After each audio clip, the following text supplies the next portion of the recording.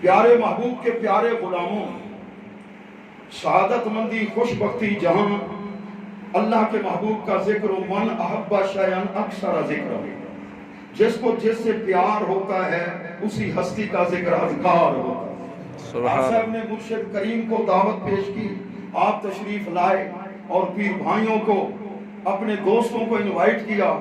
الحمدللہ اللہ کے حضور دعا ہے اللہ اس گھر کو قیامت تک اپنے ذکر سے، اپنے پیارے محبوب صلی اللہ علیہ وسلم کے ذکر سے آباد و شاد۔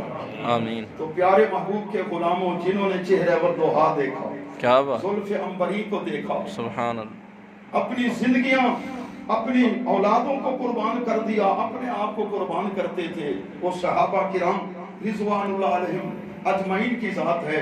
جو بھی اللہ کے محبوب کے پاس ہے وہ فرماتے ہیں جب دل اداس ہوتا تھا بارگاہ رسالت مانگ میں آ گئے۔ سبحان اللہ۔ سکون تو ہر ایک کو چاہیے، کامیابی بھی چاہیے، تو جو ہی اللہ کے محبوب کی بارگاہ میں حاضری دیتے تو سکون ہی سکون۔ اور پھر کس طرح محبت والا رشتہ، اور اللہ کے پیارے محبوب جو پیغام لائے، جو آپ کا مشن تھا، آپ کی سیرت طیبہ، اس پہ کس انداز سے محبت سے عمل کرتے تھے۔ سیدنا عثمان غنی رضی اللہ تعالیٰ عنہ مسجد نبوی شریف کے دروازے پر آپ نے وضو فرمایا باہر، اور وضو کے بعد مسکرا رہے ہیں۔ تو کسی نے پوچھا حضرت کسی سے کلام بھی نہیں فرمایا اور مسکرا رہے ہیں؟ فرمایا میں نے یہی دیکھا تھا اپنے پیارے محبوب صلی اللہ علیہ وسلم، آپ نے وضو فرمایا اور تبسم فرمایا تھا، سبب ہو نہ ہو ہم نے محبوب کی ادا کو اپنایا۔ سبحان اللہ، سبحان اللہ، سبحان اللہ۔ حضرت عبداللہ بن عمر رضی اللہ تعالیٰ عنہ، آپ سفر میں جا رہے تھے، ایک جگہ سے آپ نے ایسے یوں سر جھکایا اور آگے گزر گئے، تو ساتھ جو تھے ساتھیوں نے پوچھا کہ خیر تو ہے جی، آپ نے یہاں سر کیوں جھکایا؟ فرمایا یہاں ایک درخت ہوتا تھا، اس کی ٹہنی نیچے لٹکی ہوئی تھی، اور ہم اللہ کے پیارے محبوب صلی اللہ علیہ وسلم کے ساتھ تھے، آپ کی معیت میں تھے۔ آپ کا جب گزر ہوا، اللہ کے محبوب نے ٹہنی وہ جھکی ہوئی تھی، سر جھکا کر نیچے سے گزر گئے، تو میں نے آپ کی ادا کو اپنایا۔ سبحان اللہ۔ تو دیکھ کے حیران ہو گئے کہ اب تو درخت بھی نہیں ہے، ٹہنی بھی نہیں ہے، اور آپ سر جھکا کے گزرے ہیں۔ فرمایا سبب ہو نہ ہو ہم نے محبوب کی ادا کو اپنایا۔ سبحان یہ اللہ۔ پیار کا معیار ہے، علامت ہے۔ تو پیارے محبوب کے پیارے غلاموں، صحابہ کے اندر کتنا پیار تھا۔ ایک ہے اطاعت اور ایک ہے جذبہ محبت، بلکہ محبت غالب آ جاتی تھی۔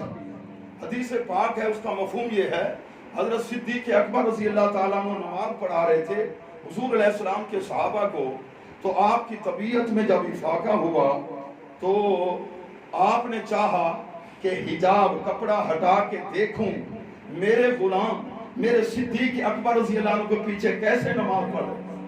جو ہی اللہ کے محبوب نے پردہ ہٹایا، صحابہ نماز میں کھڑے تھے، انہوں نے چہرے رخ والضحیٰ کی طرف پھیرے۔ سبحان اللہ۔ وہ رخ انور جو اللہ فرمائے والضحیٰ، اے پیارے مجھے تیرے رخ تابن کی قسم ہے، تیری زلف عنبری کی قسم ہے، لا اقسم بہذا البلد وانت حل بہذا البلد، سرزمین مکہ پہ تمہارے قدم لگے ہیں، میں سرزمین کی بھی قسمیں اٹھاتا ہوں۔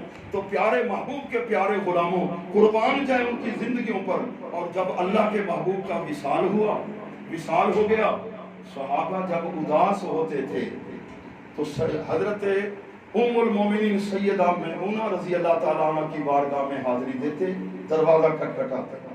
تفسیر روح المعانی حضرت علامہ سید محمود آلوسی حنفی بغدادی رحمت اللہ علیہ نے لکھا، ام المومنین ایک شیشہ بھجواتی تھی، شیشے کو جو بھی دیکھتا، صدیق اکبر دیکھتے، مولا علی دیکھتے، حضرت طلحہ زبیر دیکھتے، جو بھی دیکھتا انہیں اپنا چہرہ نظر نہیں آتا تھا۔